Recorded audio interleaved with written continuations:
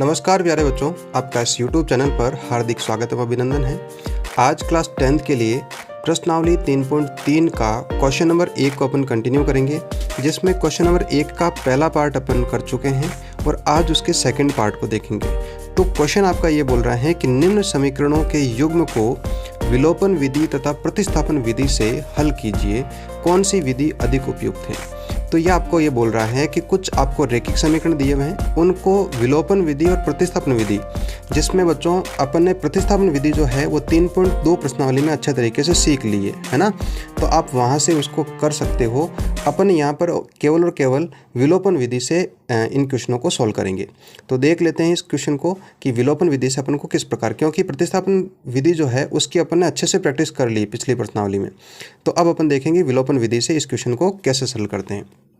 तो बच्चों इसमें दिया गया है 3x + 4y = 10 और 2x - 2y = 2। ये आपके दो समीकरण हैं और इनको विलोपन विधि से करना है। तो बच्चों देखो, विलोपन विधि से करने के लिए इन दोनों में से किसी एक के गुणांक को बराबर करना पड़ेगा। जैसे यहाँ पर x है, यहाँ पर x है, तो या तो x के गुणांक को बराबर कर दो या y के गुणांक को बराबर कर दो। जो भी है किसी एक का गुणांक बराबर करना। y के गुणांक को भी बराबर कर सकते हैं, x के गुणांक को भी बराबर कर सकते हैं। तो समीकरण को लिखते हैं अपन यहाँ पर 3x + 4y = 10। इसको समीकरण नंबर 1 दे देते हैं। और दूसरा समीकरण है बच्चों 2x - 2y = 2, समीकरण नंबर 2। यह समीकरण 1 और समीकरण 2 हो गया। अब देखो बच्चों, अपन क्या करते हैं, x के गुणांक को बराबर करते हैं। तो x का गुणांक यहाँ पर कितना है, 3 है, और यहाँ पर x का गुणांक कितना है, 2 है। तो इसको मैं बताओ, यदि मैं ऐसा पूछूं कि इसको मैं किससे गुणा करूं, इसको मैं किससे गुणा करूं, इन दोनों के गुणांक बराबर हो जाएंगे। तो आपको क्या करना है, ये जो 2 है उसको मान लो 3 से गुणा कर दूं, तो 3 को 2 से गुणा करूंगा तो 6 हो जाएगा। और इसको मैं 2 से गुणा कर दूं तो 2 को 3 से गुणा करेंगे तो 6 हो जाएगा। तो अपना जो x का गुणांक है वो समान हो जाएगा। तो अपन इस प्रकार बोलेंगे कि समीकरण 1 को 2 से तथा समीकरण 2 को 3 से गुणा करने पर तो कर लेते हैं इनको गुणा, बढ़िया, कोई दिक्कत नहीं है। देखो कैसे गुणा करेंगे अपन, ये जो समीकरण लिखा है उसको लिख देते हैं। समीकरण 1 3x + 4y किससे गुणा करना है, 2 से गुणा करना है।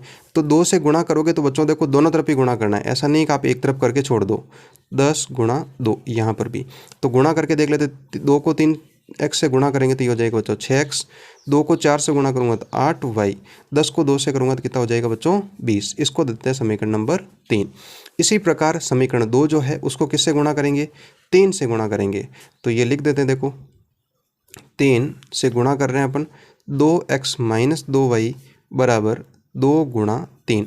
हमेशा ध्यान रखना है जिसका भी गुणा कर रहे हो दोनों तरफ गुणा करना है, एक तरफ नहीं। एक तरफ करोगे तो क्वेश्चन गलत हो जाएगा अपना। 3 को 2x से करोगे तो कितना हो जाएगा बच्चों 6x, 3 को 2 से किया तो 6y = 2 को 3 से गुणा किया तो 6। ये हो गया बच्चों समीकरण नंबर 4। अब आपको क्या करना है, समीकरण 3 में से समीकरण 4 को घटा दो। तो लिख देंगे इस प्रकार, देखो समीकरण 3 में से समीकरण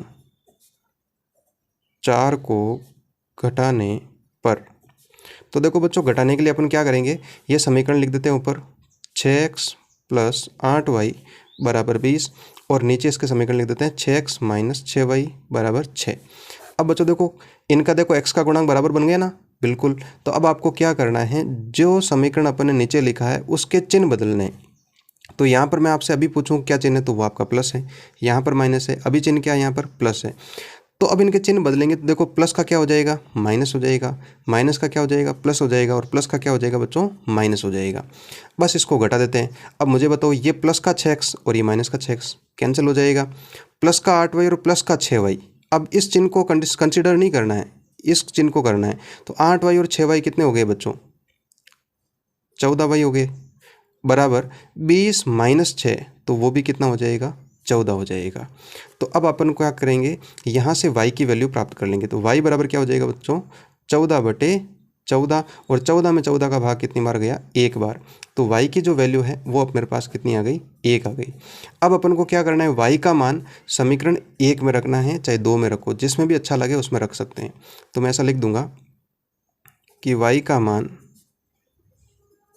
समीकरण 1 में रखने पर, तो समीकरण 1 अपना क्या दे रखा था, देखो समीकरण अपना 1 दे रखा था 3x + 4y = 10, ये दिया हुआ था।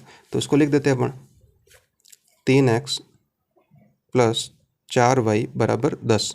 तो y के स्थान पर अपन को क्या रखना है, 1 पुट करना है। तो 3x + 4 × 1 = 10, ये हो गया बच्चों 10। तो यहाँ लिख दिया 4 × 1 कितना हो जाएगा, 4 हो जाएगा, प्लस 3x। अब अपन क्या करेंगे, केवल अंकों को एक तरफ कर देंगे। तो ये हो जाएगा बच्चों 3x, तो यहाँ बच गया 10, 4 प्लस का उस तरफ गया तो माइनस का हो गया 4। तो 3x बराबर हो गया बच्चों 6 हो गया। अब मुझे x की वैल्यू ज्ञात करनी है, तो कर सकते हैं, कोई दिक्कत नहीं। x बराबर क्या हो जाएगा, 6/3, और 3 का भाग 6 में कितनी बार गया, 2 बार। तो x की वैल्यू प्राप्त हो गई बच्चों 2। तो देखो y की वैल्यू 1 प्राप्त हो गई और x की वैल्यू कितनी प्राप्त हो गई, 2 प्राप्त हो गई।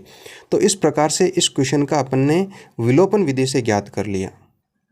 तो अपने पास में x की वैल्यू 2 हो गई और y की वैल्यू कितनी हो गई, 1 हो गई। तो इस तरह से अपन को क्वेश्चन सॉल्व करना है। तो बच्चों ये तो होता है विलोपन विधि से अपना आंसर। अब प्रतिस्थापन विधि से ज्ञात करने के लिए बच्चों आपको 3.2 सीखनी पड़ेगी, है ना। 3.2 यदि आपने सीख ली तो यहाँ पर बिल्कुल सेम समीकरण से आपको क्या करना है, समीकरण 1 और समीकरण 2 मानना है। समीकरण 1 से x की वैल्यू निकालकर समीकरण 2 में x की वैल्यू रखकर y की वैल्यू प्राप्त करनी है। तो इस प्रकार से अपन उसमें प्राप्त कर सकते। तो वो हो जाएगी आपकी कौन सी, प्रतिस्थापन विधि हो जाएगी। फिर भी आपसे प्रतिस्थापन का क्वेश्चन नहीं होता है तो आप कमेंट करके ज़रूर बताएं, मैं उसको भी आपको सॉल्व करवा दूंगा, कोई दिक्कत नहीं है। तो ये वीडियो आपका यहाँ तक ही ख़त्म होता है। क्वेश्चन नंबर 2 इसका कर लिया अपन ने। अच्छा लगता है, आपको पढ़ाया हुआ समझ में आ रहा है तो लाइक करो, शेयर करो और चैनल को सब्सक्राइब ज़रूर करें। Thank you very much.